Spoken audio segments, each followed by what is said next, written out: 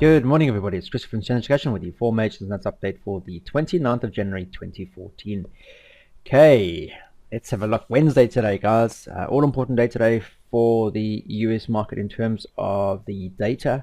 This afternoon, well, later this evening, in fact, we have the FOMC statement, followed by the federal fund rate. Important FOMC statement. The Fed, end of year last, we had a tapering on the QE plan, and we're looking to the first meeting of the new year to see what their stance is. Are we likely to see any further cuts in their spending, their purchasing policy, or their QE, or are they going to continue for the foreseeable future with the current figure? And then we also have the federal fund rate. So very, very important. The US the data that comes out today is going to be vitally important because a lot of the majors are trading at in and around major support and resistance levels. So it's going to be interesting to see how that comes out. We also have crude oil inventories for the US market at 3:30 GMT. Later this evening, anybody trading New Zealand dollar, be aware of the official cash rate, the interest rate for the New Zealand dollar. Also, their rate statement follows at the exact time. This morning we had nationwide HPI month-on-month figures for sterling, and it came out as forecasted. It was a 0.7% drop. The previous figure was 1.4. It's dropped to 0.7. So a full turnaround there. And then euro, this morning we have the money supply year-on-year figure coming out at 9 o'clock GMT, followed by the 10-year German bond auction. That's a tentative figure. We should have it out before 12 noon this afternoon. Big one for the UK market is we have Bank of England Governor Carney speaking, and that's going to be quite interesting. It'll see what the BOE, their stances on the last unemployment figure rate that came out, quite close to the 7% they were looking for, in their looking at changing the interest rates. Carney wanted, and his sidekicks wanted, to see the unemployment figure at least around 7% or lower, and it came out last week at 7.1, so not far. And take into effect, this was a figure that the BOE didn't think we would actually get to by the earliest 2016, and we're there right now in 2014. So quite interesting to see what their stance is relating to that. So one to keep an eye on, because as I press on and I'll show you what happened for sterling, it's going to be very, very vital. So let me kick on with the euro against US dollar. What have we seen on the weekly so far? Consolidation after a very bull week last week. An actual tweezer bottom forming the past 2 weeks, in fact, and that tweezer bottom has come after price failed to break above the major support and resistance level here in the shape of the 61.8 monthly fib level, which is the October high, and you can see subsequently the December high. So this on the weekly chart, you can still see that the candlesticks remain very much in favor of further upside sentiment. There's more positiveness on the actual chart than negativity, especially on the long-term sentiment. So we should still be looking for potential buying or positive moves to the upside. And last week's bull candle has taken away the bearish candle we had the prior week to that. So we have this tweezer bottom at a major support and resistance level, and that is in the shape of the 50% monthly fib level. So as long as she still maintains above that level, we should be looking for higher highs. We've seen no continuation over the past couple of days for euro against US dollar, and as I go down into the daily and the 4-hour time frame, you'll see quite clearly that we did have a resistance level here quite recently. This goes back to the early parts of January. In fact, the 12th of January, 13th, 14th of January, we had resistance, and we saw that price moving lower. Subsequently, we've seen a bit of positiveness, and we had a bull week last week, which took us to that same level. However, that momentum hasn't driven through. The candlesticks have been very indecisive, spinning tops, shooting stars, dojis in and around the same area, and subsequently over the past couple of days, we've seen price falling back. Still tentative, still wanting to drive higher. RMO, the OSMO is above. We do have all our indicators in favor. However, the only thing we are missing is a clear bullish engulfing candle, a clear statement candle from the market, a sentiment candle. This is the only thing that's not available at the moment. But if we did have to see one, or did see one, and it engulfed all of this indecision here, then that would be our likely target, back up towards the monthly 61.8 level, which is where we've currently come from. which has been, and that will be a genuine target. Sterling on the weekly. Now I mentioned that we have Carney speaking today, and the importance of sterling, primarily because if I go back to a monthly chart now just to show you things, you'll quite clearly see that price has failed to break above the psychological resistance level, where price is trading right now in real time. This is the 2009 resistance level, followed by a latter 2009, two attempts in 2009 which both failed, another attempt through 2010 which failed, and the attempt at 2012 and the early part of 2013 didn't even get to those highs. In fact, the monthly fib level actually stopped price in its tracks. However, we're seeing a lot of positiveness for the UK recently in terms of the GDP figures, interest rates announcements, unemployment figures are down, employment figures are up. Everything's looking fantastic for the UK market. However, we have to be well aware that there is a very, very strong resistance level in the shape of the institution moving average, but also the psychological resistance level here. So imperative that you make a note of it. And as we go down into our smaller time frames, you can quite clearly see that price has been consolidative in and around this major support and resistance level, which also incorporates the monthly fib level here at 38.2.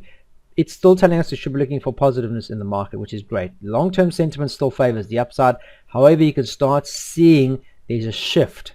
There's a clear shift in the pattern or the sentiment intraday as we trade into this area of long-term support and resistance, or resistance in fact.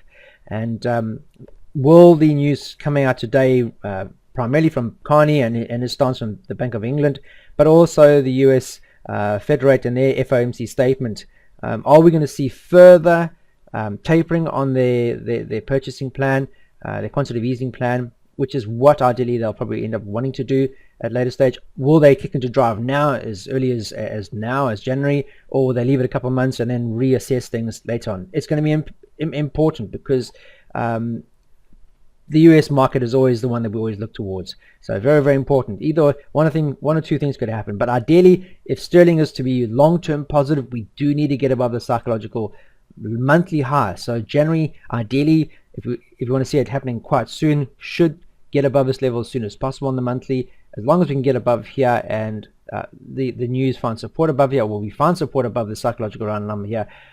If I go back to the monthly again, you can see quite clearly how much we can actually gain from the 600 odd pips to the first level. There's another just short of 1,000 pips, in fact, on the next level, and then back up to the prior level, we're looking at 1,300. So there's more than enough in the tank for 2014, but we have to get above the psychological resistance level. Okay, so that's an important one for sterling. You can see a lot of consolidation on the daily time frame. We have red arrows, but the candlesticks are still telling us positive, so we should still be looking for overall the buying opportunities. But the longer we find resistance here, the more likely is price is going to be consolidative, and if you consolidate, there's more likely for price then to turn south for the foreseeable future. US dollar, Swiss franc, weekly still sitting at a major support and resistance level in the shape of the weekly fib level, failing to get above the institution moving average fib level here, as well as the institution moving average, as I mentioned, and that's being capped. We are still very much in a negative trend. You can see the long-term sentiment of here still telling us we should be looking for lows. However, the R squared is not complementing that, and this is primarily because on these bigger time frames, price has not made any new lows. She's actually kind of consolidated here at the 38.2 weekly fib level, and we have not seen any new lows. She's failed to make new highs though, so we are on a consolidation band, and we have to be well aware of that. So also views out today for the US market is vitally important. Last week was a bearish engulfing day, so it formed a swing low, and you can still see that we're still making swing lows, which is imperative for a negative trend. However, we're not making new we're not breaking any prior support resistance level lows in the shape of the 38.2 at 88.46. Ideally, if we are to see any further selling for or bearish sentiment from the US market against the Swiss franc, we would need to see this 38.2 level being breached. Failure to do so, and we don't see any true direction from the US market, when we're likely to consolidate, and that could take months. So be very, very, very just make a note of that and see what the outcome is, primarily today on the Fed stance on their statement, as well as the interest rates announcement. Last pair of the day, US dollar Japanese yen. A lot of bull movement over the past year or so. Spent most of 2013, in fact, in a wedge formation, bouncing between points. But when we got the breakout through November, December of last year, we saw a nice rally into the next monthly fib level, which was the 61.8 at 105.54. However, since doing so, we've had an evening star formation and price has been looking negative over the past couple of weeks. We've had a pullback. Notice we have a red arrow last week, but the candlesticks are still very much painting a blue picture. If you look at the indicator box, long-term sentiment still favors the upside, but the sentiment is starting to change intraday. The R-squared is still complementing a lot of that selling that's coming through, and as long as we don't see any new highs, then there's more likely to be consolidation. And if we don't see any attempts at the prior highs, then ultimately what's going to happen is we're going to see price falling lower. On the daily, you can quite clearly see swing lows along the way. We've had a major pullback over the past couple of days, but that pullback has now pulled back into a price of one resistance level here, ultimately at 103, 129 and change. So ideally, if anything, we would need to see price closing higher than that to tell us this was just a knee-jerk reaction, this breakout last week, in fact.